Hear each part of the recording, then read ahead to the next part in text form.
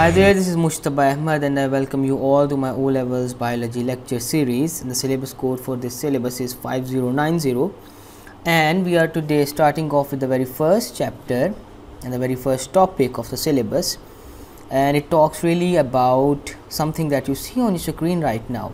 So really on your screen what you see are a bunch of blocks.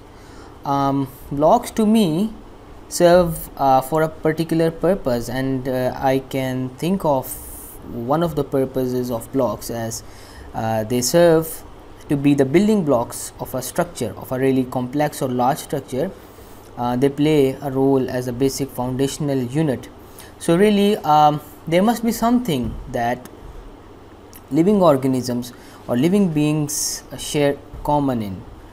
In fact, there are many things that living organisms share. One of the things that is in fact the basic building block of life is what is really common to all of the living organisms, and that's what we are really going to take a close look at in this very first topic of ours.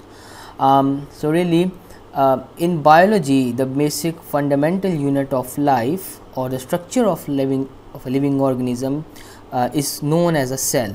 So really we are going to take a look at different sorts of cells, and we will be taking close look at an animal cell, the basic structure of a plant cell, and a bacterial cell that I believe has been only recently added to revised edition of 5090 syllabus. So really you are now also responsible for a structure of a bacterial cell and its function as well to some extent, and then we will be also talking a little bit about the functions of various structures that are contained within these sorts of cells, and we will see how a plant cell differs from an animal cell. So really you must ask now yourselves the question that what are we made up of fundamentally, and you will be able to answer this question really in a very comfortable manner after we go through the first part of the lecture, and that's a cell that we are made up of, as I told you, and we will be taking a close look at its structure as well, and to some extent we will be studying its function as well. So I'll move on to my next slide, which mentions about the learning outcomes of 1.1, which is the very first part of your syllabus. So let me take out my pen, and we will be going through together these points. So really we will be examining under microscope animal and plant cells using an appropriate temporary staining technique. This is really the part where you will be performing a practical, and your lab instructor would be guiding you to perform this experiment, but in any case I will be showing you the specimens how they should look like, and then you must be able to draw the diagrams, and I'll show you the basic structures or labeled structures of the animals and the plant cells, and then identify on diagrams or photo micrographs or electron micrographs the ribosomes, mitochondria, nucleus, cytoplasm and cell membrane in an animal cell, and then these organelles are also present in a plant cell, but there are certain organelles or structures that vary. So for instance, vacuole, cell wall, a cell sap vacuole, a chloroplast as well. So these 2-3 organelles or structures are really peculiar to a plant cell, and we will see that as well. So guys, you must be able to identify these structures on diagram, and you must also be able to draw diagrams to represent the observations of an animal cell and a plant cells as examined above. So this is really related to the first part, and I'll be showing you the specimens as they should be viewed, or as they are expected to be viewed under light or light microscope. So this is really a picture of a wall which is made out of bricks, and bricks are the foundational unit of a house or a wall. So that's really to illustrate my example, and this is a baby, and baby is similarly composed of cells. So cells are the fundamental units that are required to make out of such a complex living organism as a human being, and plants and animal as well. So really this slide stresses about the, again it revises and it refreshes us about what we are going to really learn about in this video. This slide illustrates the structures and features of a typical animal cell. So guys, really you do not need to understand or learn about lysosome, Golgi vesicles, Golgi apparatus, nucleolus, microtubules, and this part, centrioles. So you really not need to worry about these because these have not been mentioned in your syllabus.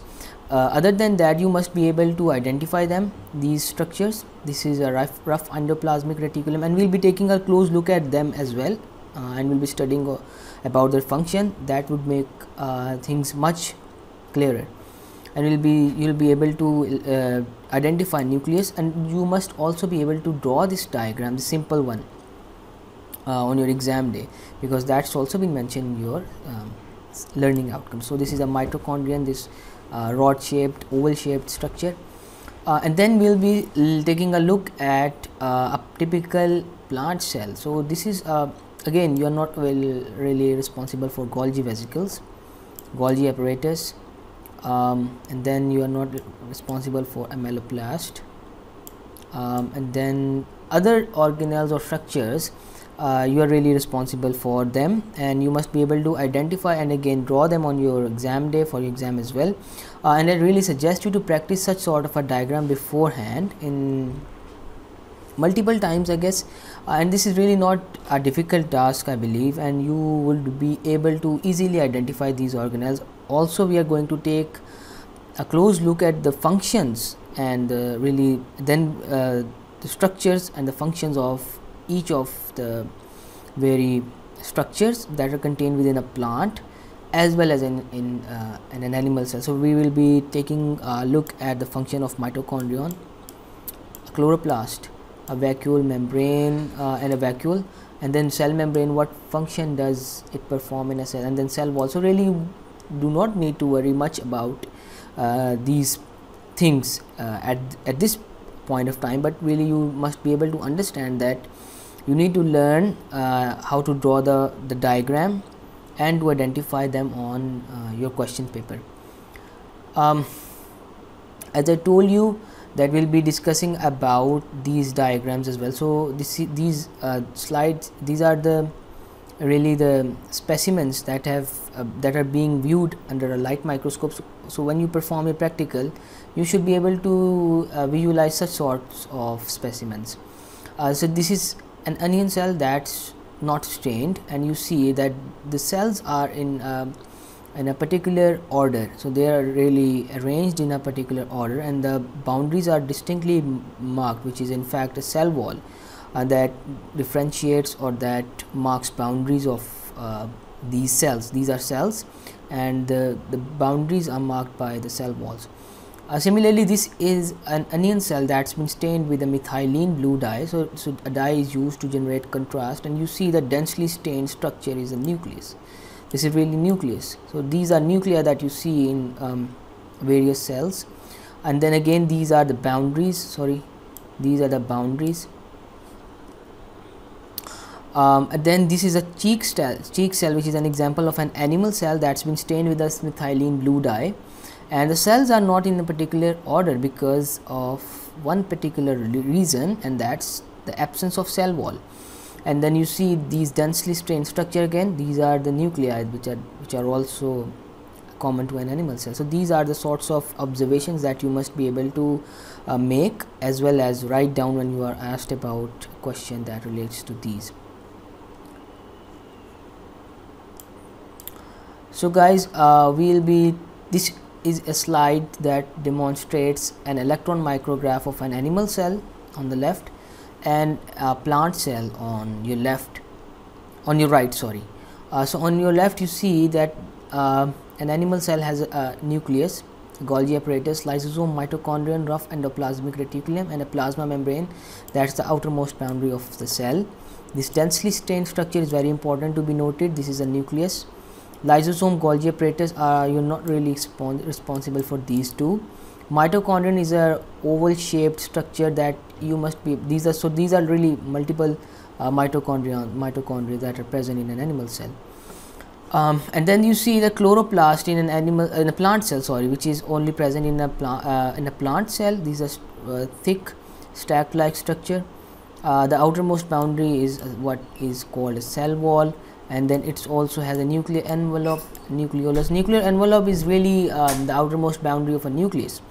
So plasma membrane is the second boundary which surrounds a plant cell, which is not present in an animal cell. And then there is a cell vacuole, which is a really large bag like structure, and its function is what we are going to study in detail in the next lecture as well.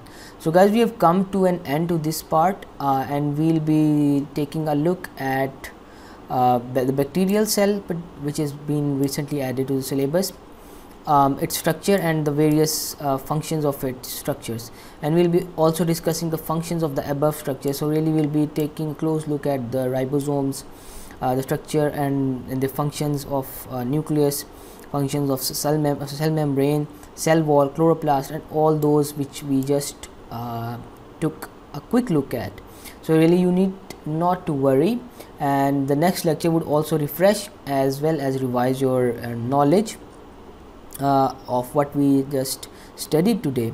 And remember, this is really a foundational sort of lecture, and it's really quite a straightforward one, but it's also quite important because most of your MCQs, these begin from these initial chapters of your syllabus. So cell structure and organization is one of the very important topics. In fact, each and every topic, as I told you in my previous lecture, in my introductory lecture, is in fact absolutely important. So guys, we have come to an end to this video, and we'll see you very soon in my next lecture video. Thank you so much.